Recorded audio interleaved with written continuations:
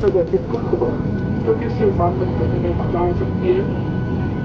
यदि आप मुख्य निकासी द्वार से बाहर निकलते हैं तो लाइफ जैकेट विमान से निकलने के ठीक पहले खुलाएं। यदि आप ओवरविंग एग्जिट के माध्यम से निकल जाते हैं तो विमान से निकलने के बाद लाइफ जैकेट को खुलाएं।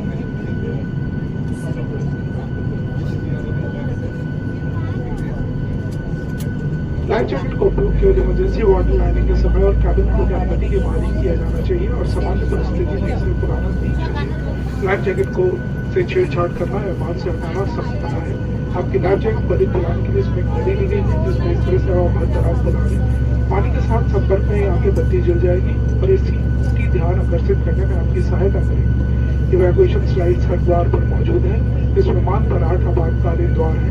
दो विमान के पिछले हिस्से में 4 ओवरविंग और 2 विमान के अगले हिस्से में है। याद रहे आपका नजदीकी द्वार आपके पीछे भी हो सकता है। विमान में धुआं मौजूद होने पर फर्स्ट फ्लोर के पड़ोसी आपको द्वार पर पहुंचने सुरक्षा जो भी और द्वारों पर